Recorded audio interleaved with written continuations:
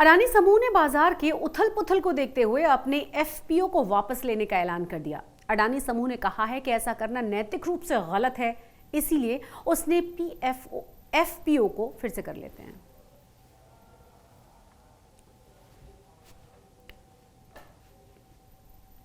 अडानी समूह ने बाजार के उथल-पुथल को देखते हुए अपने एफपीओ को वापस लेने का ऐलान कर दिया है। अडानी समूह ने कहा है कि ऐसा करना नैतिक रूप से गलत है, इसीलिए उसने एफपीओ को वापस लेने का फैसला कर लिया है।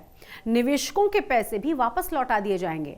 आपको ये भी बता दें कि कुछ ही दिनों पहले अडानी समूह निवेशकों के लिए एफपीओ लेकर आई थी, लेकिन निवेशकों के समर्थन के बाद भी न तो अडानी के शेयर्स की मार्केट में स्थिति सुधरी और न ही गिरावट पर किसी भी तरह की लगाम लग पाई।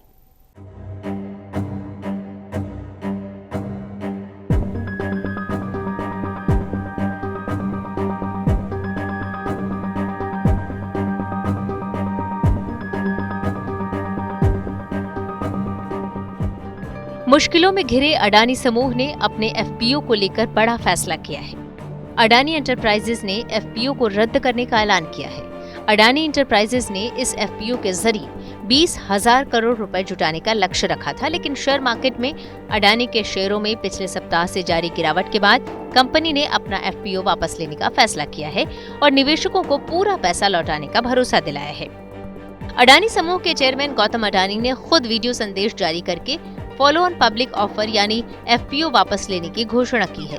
अडानी ने कहा कि उनके एफपीओ को पूरा सब्सक्रिप्शन मिला था, लेकिन बाजार के उतार चढ़ाव को देखते हुए बोर्ड ने इस एफपीओ को रद्द करने का फैसला लिया है। अडानी ने दावा किया कि उन्होंने निवेशकों के हितों को ध्यान में रखते हुए ये फैसला लिया है। In my humble journey of over 4 decades as an entrepreneur, I have been blessed to receive overwhelming support from all stakeholders and particularly the investor community. It is important for me to confess that whatever little I have achieved in life is due to the faith and trust reposed by them. दरअसल Adani enterprises ने 20,000 करोड़ का FPO जारी करने का ऐलान किया था। Follow on public offer company के लिए पैसे जुटाने का एक तरीका है। जो कंपनी पहले से शेयर मार्केट में लिस्टेड होती है, वो निवेशकों के लिए नए शेयर ऑफर करती है। अडानी ग्रुप का एफपीओ 27 जनवरी को सब्सक्रिप्शन के लिए खुला और 31 जनवरी को बंद हुआ। लेकिन इस एफपीओ के सब्सक्रिप्शन शुरू होने से ठीक पहले ही हिंडनबर्ग की रिपोर्ट सामने आ गई, जिसके बाद से इसके शेयरों में भारी गिरावट दर्ज की जाने लगी। हालांकि 31 जनवरी तक ये एफपीओ पूरी तरह सब्सक्राइब हो गया था, लेकिन इसके बाद भी 1 फरवरी को अडानी समूह ने इसे वापस लेने की घोषणा कर दी। Dear friends, after a fully subscribed FPO, yesterday's decision of its withdrawal would have surprised many. But considering the volatility of the market seen yesterday, our board strongly felt that it would not have been morally correct to proceed with the FPO. अचानक से लिए गए इस फैसले को Hindenburg report से जोड़कर देखा जा रहा है। दरअसल अमेरिकी रिसर्च फर्म हिंडनबर्ग की रिपोर्ट ठीक उसी वक्त आई जब अडानी समूह ने अपना एफपीओ लॉन्च किया। एक एनालिस्ट ने रिपोर्ट दी अबाउट ये शेयर कितना आर्टिफिशियली प्राइस्ड है और इसकी जो है ना सारी नेगेटिव न्यूज़ दी गई। मतलब हिंडनबर्ग करके वहाँ के कुछ इन्फ्लुएंशियल लोगों ने, कुछ जिनमें से उनके कॉम्पिटिटर्स भी हैं, पता नहीं सरप्राइजिंगली 6 बड़े इन्वेस्टर्स ने ना उसमें सब्सक्राइब करके इशू सब्सक्राइब कराया। पर सुनने में जो आया ये सारा एक मैनिपुलेटेड गेम था फेस सेविंग का, कि किसी ढंग से एफपीओ सब्सक्राइब हो जाए, और शायद ये पहले से अंडरस्टैंडिंग थी एक बार सब्सक्राइब हो जाएगा तो उसको हम कैंसिल करके पैसे वापस कर देंगे। हिंडनबर्ग रिसर्च ने अपनी रिपोर्ट में आरोप लगाया था कि अडानी की कंपनियां कर्ज के बोझ तले दबी हुई हैं और उनके शेयरों के दाम ओवर प्राइस है। रिपोर्ट में अडानी समूह की कंपनियों पर वित्तीय अनियमितताओं का आरोप लगाते हुए उनसे 88 सवाल पूछे गए थे, जिसके जवाब में अडानी समूह ने 413 पन्नों वाला जवाब देते हुए हिंडनबर्ग की रिपोर्ट को भ्रामक और दुर्भावनापूर्ण करार दिया था। लेकिन इस रिपोर्ट के आने के बाद से अडानी समूह की कंपनियों के शेयर लगातार गिर रहे हैं और आज भी ये गिरावट बदस्तूर जारी रही। Bureau report. संसद में बजट पेश किए जाने के बाद सूरत के डायमंड व्यापारी बड़े खुश हैं। उनको उम्मीद अब ये है कि अब सरकार की सबके लिए हीरा योजना से बाजार तेजी के साथ आगे बढ़ेगा। वहीं सोने और चांदी के व्यापारियों में बड़ी नाराजगी है। क्या है इसकी वजह, रिपोर्ट के जरिए जानिए।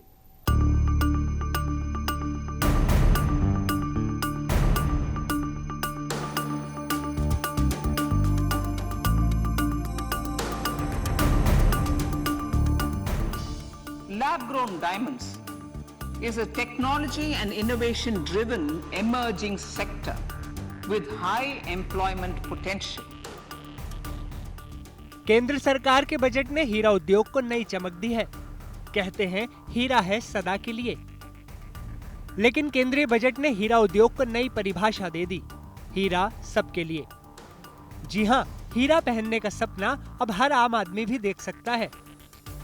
अपने बजट भाषण के दौरान वित्त मंत्री निर्मला सीतारमण ने लैब में विकसित हीरों पर ध्यान केंद्रित करने के लिए सरकार के कदम की घोषणा की और इन हीरों के निर्माण में इस्तेमाल होने वाले सीड पर कस्टम ड्यूटी कम करने का भी ऐलान किया। These environment-friendly diamonds, which have optically and chemically the same properties as natural diamonds, to encourage indigenous production of LGD, lab-grown diamond seeds and machines, and to reduce import dependency, a research and development grant will be provided to one of the IITs for 5 years. To reduce the cost of production. उद्यमियों की माने तो ये lab grown diamond mine से निकले हीरे की तरह ही होते हैं। दोनों में मटेरियल से लेकर चमक तक में कोई फर्क नहीं होता, लेकिन दोनों की कीमत में जमीन आसमान का अंतर होता है। जब कोई आप माइन डायमंड खरीदते हो और लैब डायमंड खरीदते हो, आज उसमें अंतर नहीं रहा है, तो आपके ट्रस्टेड ज्वेलर जब वो परचेस कर रहे हैं उनको भी शायद नहीं मालूम रहेगा वेदर ये माइंड है कि लैब डायमंड है, क्योंकि आने वाली टेक्नोलॉजी जो इतनी एडवांस्ड है तो इसको डिटेक्ट करने के लिए भी ओनली 98.8% एक्यूरेसी की मशीन्स है। कोई 100% एक्यूरेसी मशीन ना बनी है ना बनेगी। सीड को लेकर जो इंडस्ट्री को था कि कहीं ड्यूटी लग रही थी, कहीं ड्यूटी नहीं लग रही थी, क्योंकि कस्टम और ये नया फील्ड था, कोई क्लियरिटी नहीं थी। बट सरकार ने स्टेप लिया अच्छा, और जो कन्फ्यूजन था उसको दूर कर दिया। और क्योंकि इसमें सीड एक बहुत बड़ा कॉस्ट होती है लैब ग्रोन डायमंड को उगाने के लिए, तो उसकी जो ड्यूटी की क्लियरिटी लिया है कि उसको रिडक्शन करेंगे, वो एक अच्छा कदम है। देश और दुनिया में सूरत का हीरा कारोबार अपनी मजबूत पकड़ रखता है। पिछले कुछ समय से सूरत के हीरा कारोबारियों ने लैब ग्रोन डायमंड की तरफ रुख किया, जिसका अब असर दिखने लगा। भारत सरकार ने भी हीरा कारोबारियों को नई दिशा देने के लिए कदम उठाकर मंशा जाहिर कर दी।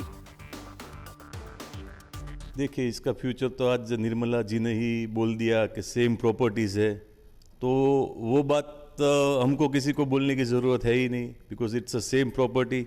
सो आने वाला फ्यूचर, न्यू जनरेशन, इसका हम बहुत ही अच्छा फ्यूचर देख रहे हैं। एक्चुअली फर्स्ट ऑफ तो गवर्नमेंट का हम बहुत तहे दिल से शुक्रिया अदा करते हैं कि आज जो पूरे हिंदुस्तान को लैब ग्रोन डायमंड जो बन रहा है, ये जो डायमंड, इसके बारे में एक तो मेरे को लग रहा है कि पहले लोगों को नॉलेज में ही नहीं था। अचानक ही एक आज अपने माननीय नरेंद्र भाई मोदी साहब की सरकार में माननीय ये निर्मला जी ने जिस हिसाब से इस डायमंड की व्याख्या दी है, वो एक बहुत सुंदर तरीके से दी है। एक तरफ जहां केंद्रीय बजट से हीरा कारोबारियों के चेहरे खिले हुए हैं, वहीं दूसरी तरफ गोल्ड व्यापारी मायूस हैं। इंपोर्ट ड्यूटी न घटने से उन्हें निराशा हुई है। वहीं चांदी पर आयात शुल्क बढ़ा दिया गया। पिछले साल सरकार ने गोल्ड पे इंपोर्ट ड्यूटी 7.5% से बढ़ा के 15% की थी, तो पूरी इंडस्ट्री को थोड़ी आशा थी कि इस साल सरकार थोड़ी सी गोल्ड में इंपोर्ट ड्यूटी कम करेगा, जिससे ऑर्गेनाइज बिजनेस को बढ़ावा मिलेगा और जिससे हमें थोड़ी निराशा भी हुई है पहली बार के इंपोर्ट ड्यूटी नहीं घटी और सरकार ने उल्टा जो ज्वेलरी इंपोर्ट होती है उसके ऊपर जो 22% ड्यूटी थी वो बढ़ा के 25% उन्होंने कर दी है। अभी पिछले सप्ताह की बात देखी जाए तो बहुत असर पड़ा है कस्टमर पे और पूरे महीने में देखा जाए तो 3 से 4 हज़ार रुपया गोल्ड में पर 10 ग्राम ज़्यादा हो गया है और सबको बजट से भी थोड़ी उम्मीद थी कि शायद कुछ ड्यूटी में कटौती हो तो रेट मतलब थोड़ा बैलेंस में रहे, लेकिन ऐसा भी कुछ नहीं हुआ है और इंटरनेशनल मार्केट में भी आजकल देखा जाए तो पिछले 2 महीने में $150 से $200 का रेट बढ़ गया है, तो उसकी इफेक्ट पूरी इंडस्ट्री पे बहुत पड़ेगी। मोदी सरकार का लोक लुभावन बजट गोल्ड कारोबारियों की उम्मीदों पर खरा नहीं उतर पाया। बजट पेश होने के बाद सोना अपने उच्चतम स्तर पर पहुंच गया। जाहिर है सोने और चांदी की कीमतों में आई बढ़ोतरी बाजार के अनुकूल नहीं है और व्यापारियों में इसलिए खासी नाराजगी है। सूरत से संजय सिंह राठौड़ के साथ, राजकोट से तेजस के साथ आज तक ब्यूरो। गुजरात का विकास मॉडल पूरे देश के लिए नजीर माना जाता है, लेकिन समृद्ध कहे जाने वाले इस राज्य में जब कोई शख्स घर में खाने के लिए अनाज न होने पर खुदकुशी करने की कोशिश करता है तो सवाल खड़ा होना लाजमी है। एक ऐसा ही मामला सूरत के गांव से सामने आया है, जहां घर में खाने के लिए अनाज न होने पर हताशा में एक युवक ने एसिड पी लिया।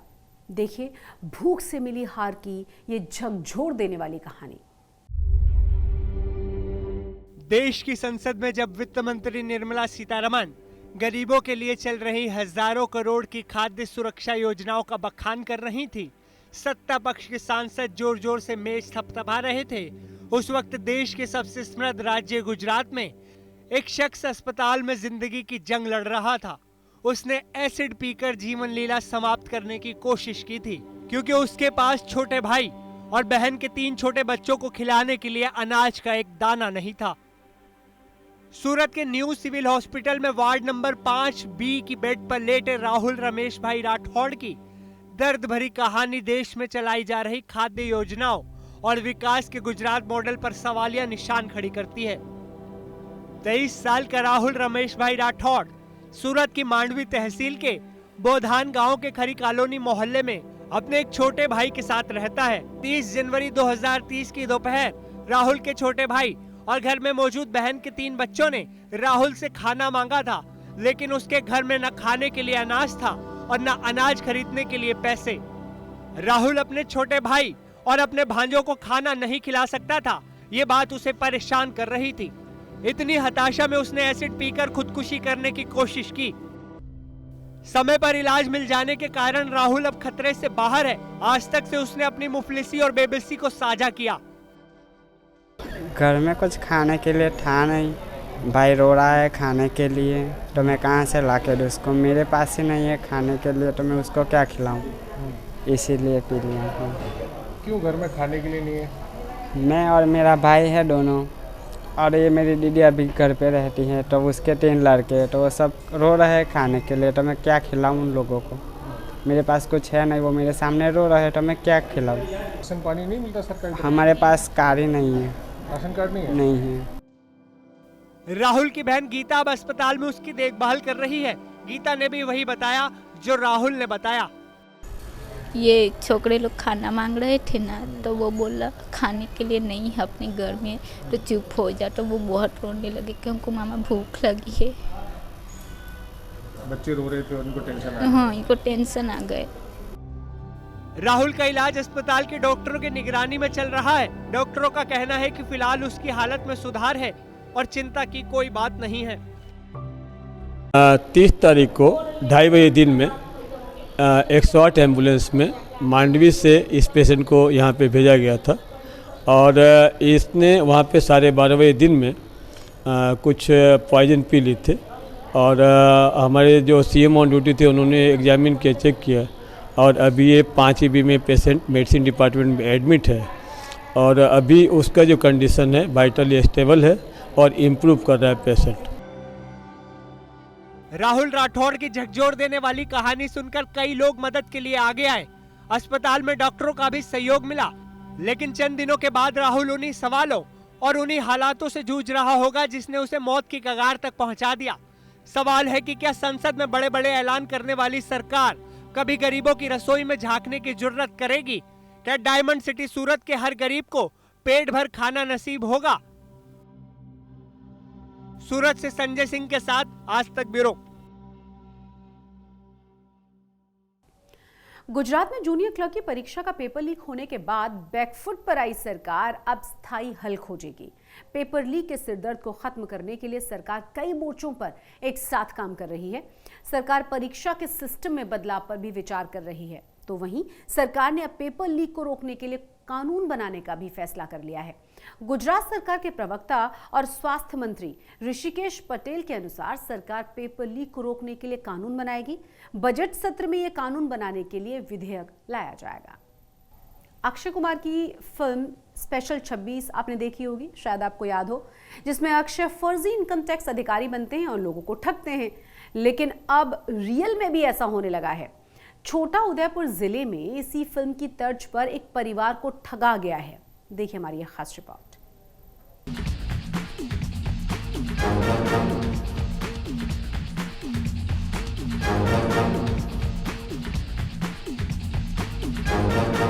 अग्रवाल ट्रेडर्स, इनकम टैक्स की तरफ से आए हम लोग। अक्षय कुमार की फिल्म स्पेशल 26 की तरह ही फर्जी रेट का मामला गुजरात के छोटा उदयपुर जिले से सामने आया है, जहां इनकम टैक्स ऑफिसर बनकर आए जालसाजों ने छापेमारी की और लाखों रुपए लेकर चंपत हो गए।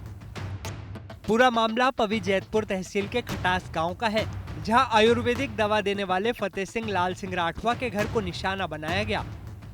2 सफेद कलर की कार और बुलेट लेकर 60 ठग आए। उन्होंने खुद को गांधीनगर और दिल्ली से आए इनकम टैक्स ऑफिसर बताकर रेड की और पैसों का हिसाब किताब जांचने का नाटक किया। गईकाल तारीख 27/1/2023 रोज कदवाल पोस्ट विस्तारना खटास गामे फरियादी श्री फतेहसिंहभाई लालसिंहभाई राठवा नाओना घरे सांजना 5:30 वागे एक सफ़ेद कलरनी 4 व्हील गाड़ी तथा एक काळा कलरनी 4 व्हील गाड़ी तथा एक बुलेट जेवुं देखातुं मोटरसाइकल लईने अजाण्या 7 ईसमो फरियादी श्रीना घरे आवेला अने पोते इनकम टैक्स विभागना माणसो होवानी खोटी ओळख आपेल अने इनकम टैक्स विभागना माणसो होवानो देखाव करी। लाल सिंह और उनका परिवार सकते में था। उन्हें समझ नहीं आया कि इनकम टैक्स अफसर बने ये लोग शातिर लुटेरे हैं, और फिर पैसे की गड़बड़ी के आरोप लगाकर घर की तिजोरी में रखे 4 लाख रुपए और महंगे मोबाइल लेकर वो ठग 9-2-11 हो गए। इन गुरु घंटालों ने ये रकम इनकम टैक्स के दिल्ली ऑफिस में जमा कराने की बात भी कही। इसके बाद घर के एक मेंबर को अपने साथ ले गए, जिसे रास्ते में उतारकर भगा दिया और खुद रकम लेकर फरार हो गए। તેમના વિરુદ્ધમાં અરજી આવેલ છે તેમ કહી તપાસ કરવાના બહાને ઘરમાં ગેરકાયદેસર પ્રવેશ કરી ફરિયાદીશ્રીની ઘરની તિજોરીમાંથી તેમજ મગફળીના ગોતામાંથી રોકડ રકમ તેમજ એક ઓપ્પો કંપનીનો મોબાઈલ કુલ કિંમત ₹4,05,000ની ઠગાઈ છેતરપિંડી કરી લઈ ગયેલ હોય, જે અંગેનો ગુનો કદવાલ પોલીસ સ્ટેશનમાં દાખલ થયેલ છે અને હાલમાં તપાસ ચાલુ છે। आयुर्वेदिक दवा देने वाले फतेह सिंह लाल सिंह राठवा को पता भी नहीं चला और नकली इनकम टैक्स अफसर उन्हें चूना लगा गए। पूरा मामला कदवाल पुलिस तक पहुंचा है। पुलिस इस गिरोह का सुराग लगाने में लगी है। इस फर्जी गैंग का जितना जल्दी पर्दाफाश हो जाए उतना अच्छा होगा।